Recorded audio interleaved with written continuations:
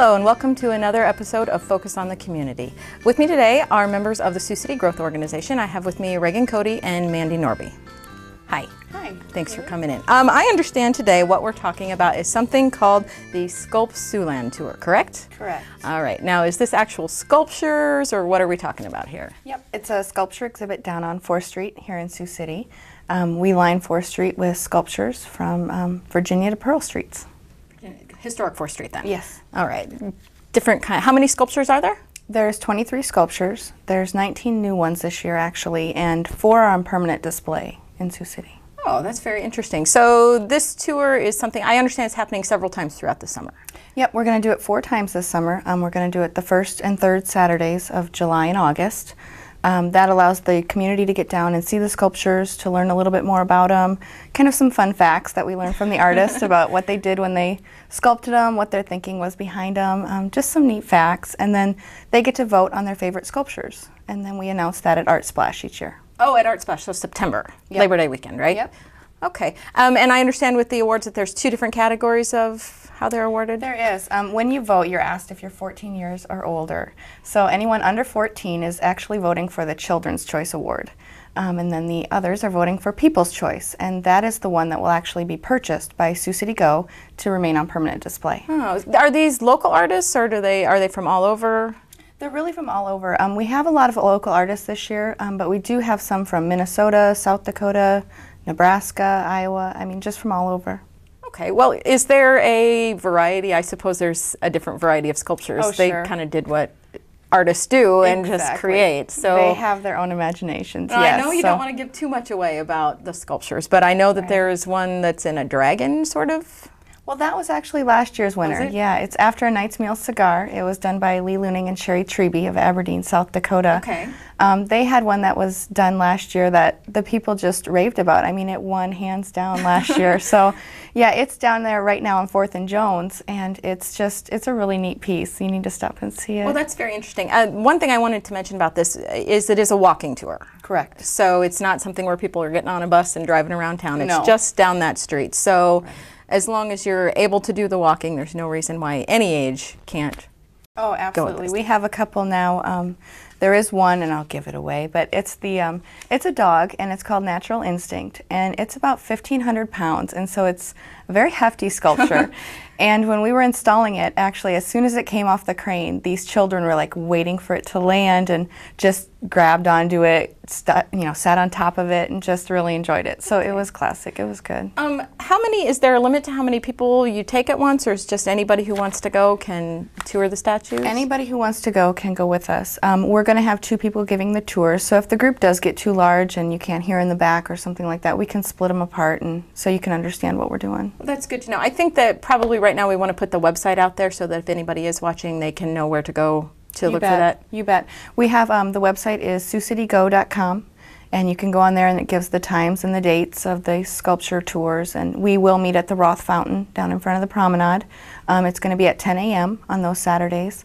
We'll start from there and just... Okay, and I actually wrote those dates down just so I made sure I had them. They were July 7th and July 21st and August 4th and 18th. Does that sound right? Yep. All right. Now, one thing we should do is do a little bit of background about the Sioux City Growth Organization, because it's around and people hear it, but I don't know if people know too much about what it is or even how it came to be. So I think if you could tell us, Mandy, a little bit about what you do there. Of course. Sioux City Go was actually established in 2003, so it's a fairly young organization.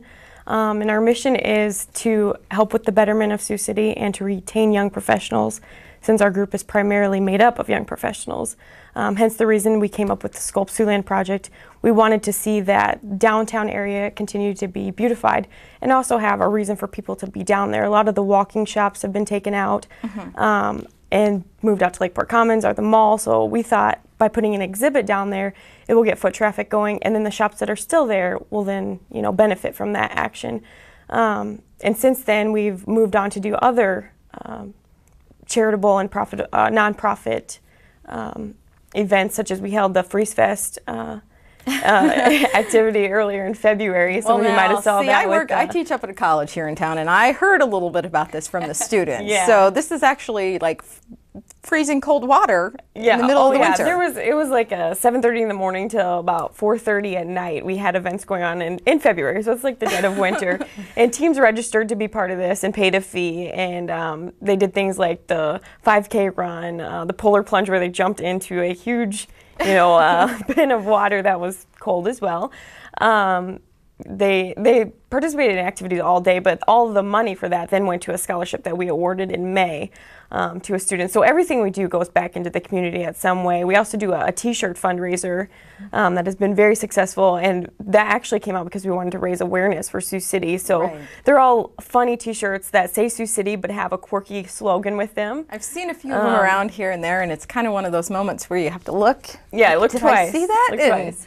So that's definitely one of those things where you can go to our website and see the designs of the shirts, find out the vendors that sell them, and then that money goes back to the operating budget of making sure we can continue these activities, and also so that we can help other nonprofits. We do donate money to other organizations that fit with our mission to make sure that we're all, helping with the betterment of Sioux City. Well, it sort of sounds like we have common goals going. I mean, it's part of the purpose of this show is to help nonprofit organizations and make the place where we're living be even better. And it sounds like we have sort of compatible goals. What else? Let's see, there's the Freeze thing. Not my cup of tea, but Freeze Fest. And then the t-shirts, and I know there's a couple other things that go on. Is there? Well, those are our major events that are public. However, if you're a member, there are other benefits, mostly educational benefits that we like to offer. We do a monthly YTRAP, and that stands for Young Talented Regional and Area Professionals.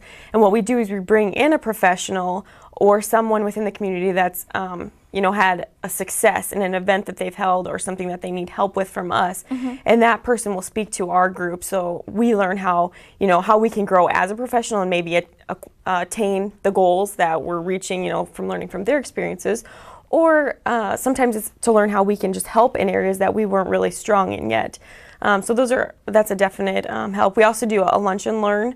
That's kind of the civic leg of our organization. Actually, just yesterday we had Mayor Craig Berenstein speak to us about the direct mayor election that's coming up.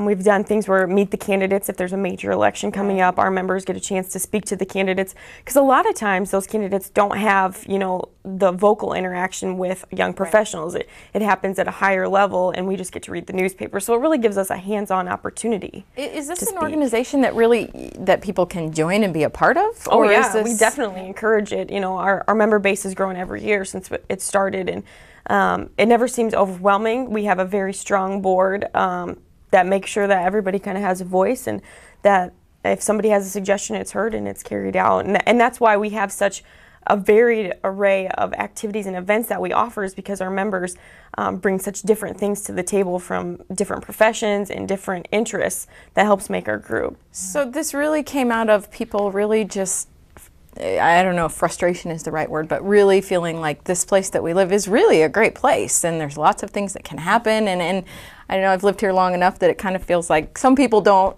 necessarily feel that way. Well, I don't think it was frustration. I think it was they wanted to tie residents to the community, because it's often said that a young professional can love their job, but if they don't feel a tie to that community, they're going to be gone. They'll find a job somewhere else that they love where they do find a tie to the community. And since we are a mid-sized town, we are small enough that we have that small town feeling, but we have enough activity that it's still, big city life. We want to make sure that the people that come that are just moving here, or the people that have lived here, also find all of the benefits of Sioux City. The college students. Yep, definitely. And that's one of the things we actively do, is seek out the college students that are planning to stay in the area and say, hey, this group's here, and we would love you to join and be a part of all of the goals we have. We have specific members that were founding members that have said themselves, I loved my job, but I just didn't feel like I belonged. I didn't have any friends. I didn't know where to turn. And she goes, and once I found, Sioux City Goes, like, boom, I had a friend base and I had a purpose to be here outside of work. And that's really what tied her to the community. And I can't tell you how many older professionals since then have said, I really wish Sioux City Go would have been around when I was your age. You guys are doing something that really makes a difference. And that's exciting. I mean, how many young professionals can say that they're tied to something that someone looks at as worthwhile? above them. Right. You know?